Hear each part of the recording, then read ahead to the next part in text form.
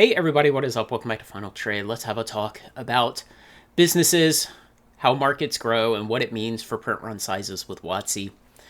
You know, we live in this era where every business wants to constantly grow its revenue every year. No one can ever acknowledge that they have addressed their total addressable market, and that market is spending all the money they can with a business. Businesses have to constantly act like they can all grow faster than the average of the market every year.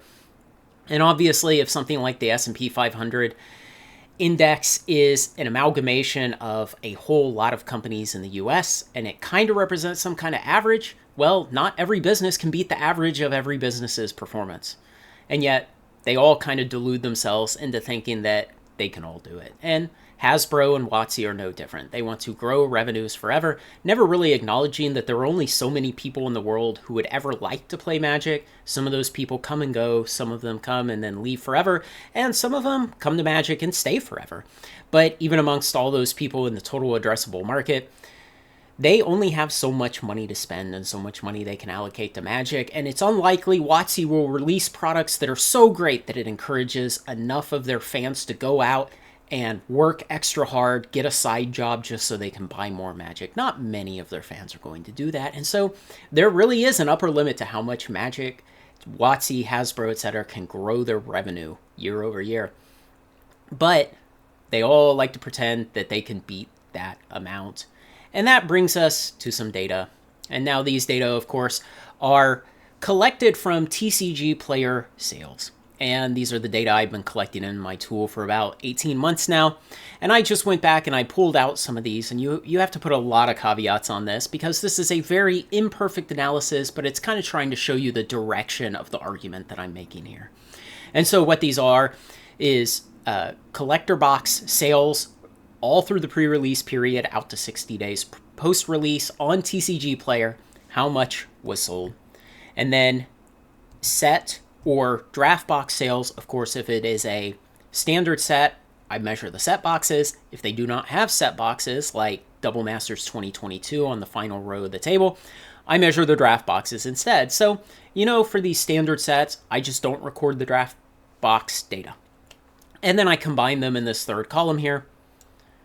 Total thousands of dollars, and then I just sum it up and I take the percentage of the total that each of these sets had. And of course, these are retail market prices. These are not the manufacturing prices that WOTC gets for selling into distribution, or God help you if you ever try to make a model for how much money they make on Amazon, because we don't know how many boxes they print. We don't know exactly the price they sell them to distribution at. We have good ideas.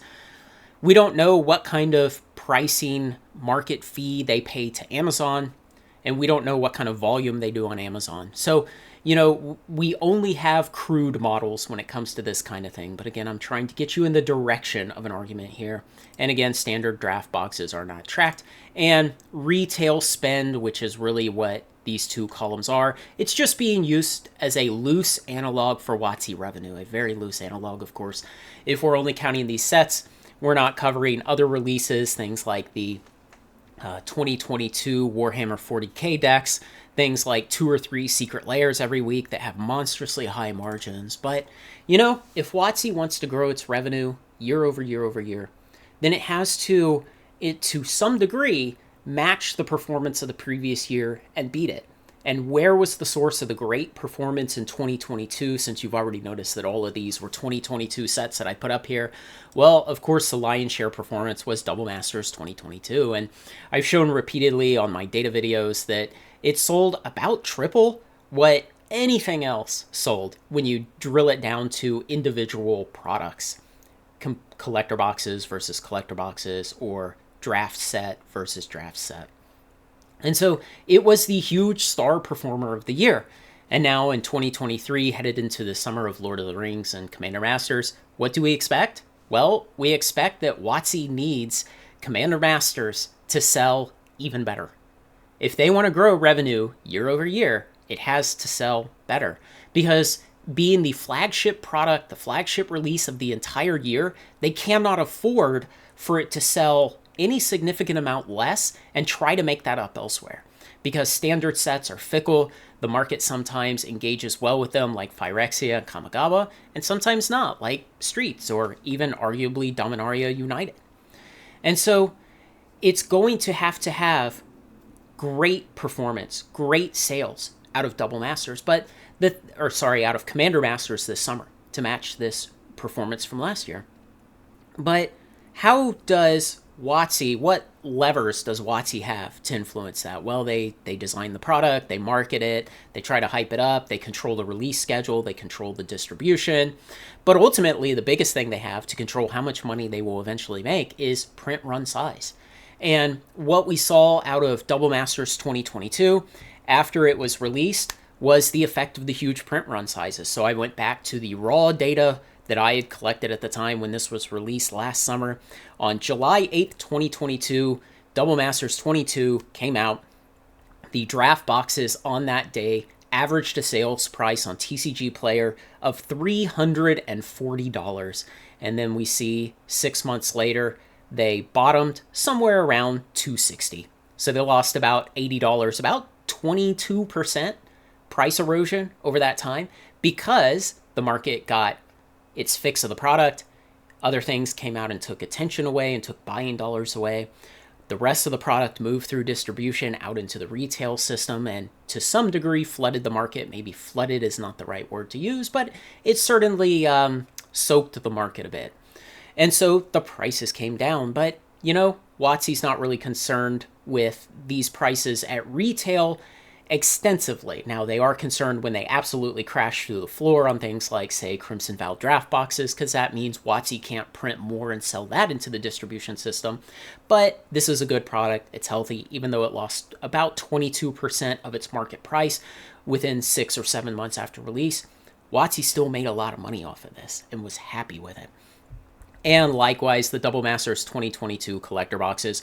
On release day, these were $270, and then they bottomed out here somewhere around $220. So likewise, they lost around 22% of their value because it was so highly printed. It was so heavily printed, and especially these collector boxes that only had 4 booster packs in them instead of the regular 12, and they sold them at premium price into distribution for a product that was only 1/3 as much cardboard. And the point I make with all of this is WOTC must repeat that kind of performance this year with Commander Masters, and to a lesser extent with Lord of the Rings. But Lord of the Rings is probably going to be a great product. It's probably going to be incredibly well received.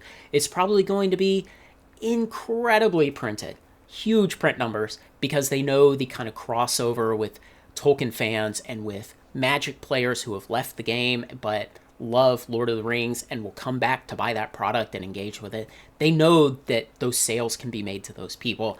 So I expect Lord of the Rings and Commander Masters to be printed in huge quantity.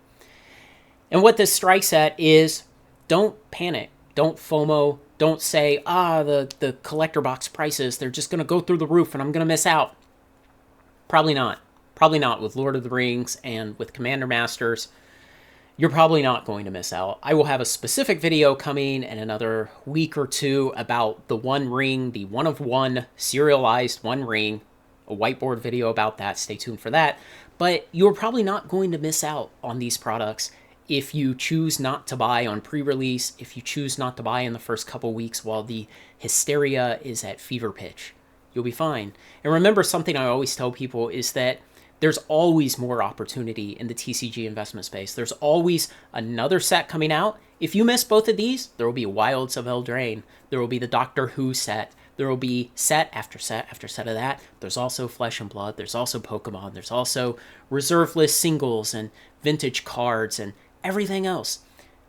You're not actually missing out. If you assess that some particular product at a particular price point is too risky for you, just wait. It's okay if the price runs away and what you thought originally was just too risky at the price point is now absolutely nosebleed heights of overpriced in your opinion, and you miss out on it forever. That's fine. Like I say, that originally happened to me with Time Spiral Remastered, and it was not until almost 2 years after release during the depths of the bear market in December, January time period this year that I finally bought some Time Spiral Remastered. So I missed out up until that point, and it was only because of the terrible bear market of late 22 and early 23 that I finally got some. So you probably will not miss out completely, and if you do, there's always more opportunity. Don't get so convulsed in the machinations of this is up or down 5 or 10 or $20, or it's running out, or the supply is low, or the supply is high, I gotta move now. Remember, guys, we're doing this kind of investment with a calendar and not a stopwatch. Just calm down, be more relaxed. Once in a while, you'll miss out. Once in a while, I miss out. I'll miss out more in the future. But what you need to do is manage your risk. And that's what this video is about. Understanding that Commander Masters and Lord of the Rings, they are going to be very, very heavily printed. And I bet the distribution is going to be really tight, and there will be a lot of restock waves. And that's how WOTC is going to keep the hype up, keep the excitement up, try to keep the secondary market prices up. But one day, we will get out there 6, 7 months in the future. And it may not look exactly like these plots do for Double Masters 2022, but I bet it's going to look a bit similar. It's going to be a downward sloping line going out into the future. And I know downward sloping doesn't address the angle of the slope, and in the future does not address when, but that's okay. We're here in the present and we can't predict the future. All we can say is maybe, I think it'll go this way in the future, and I'm going to manage my risk with those predictions in mind. So don't panic, guys. Don't FOMO into this. It's going to be a great summer. They're great products. They're going to do great long term. I think Commander Masters and Lord of the Rings are both going to do better than average for premium priced products on the long timeline. Don't worry, there will be bonus buck sales. There will be card stores in distress. There will be normal market fluctuations, and you don't have to absolutely wring your hands over every $2 or $3 or $4 or even $5 or $8 difference per box that you pay for something. Sometimes it's worth the peace of mind to just go ahead and buy and pay a couple dollars more, get it done, and focus your mental energy on the next thing you're trying to assess. Lots to think about. Let me know what you think, guys. I appreciate your comments. Otherwise, like, comment, share, and subscribe. Join me on Final Trade. Join the Patreon.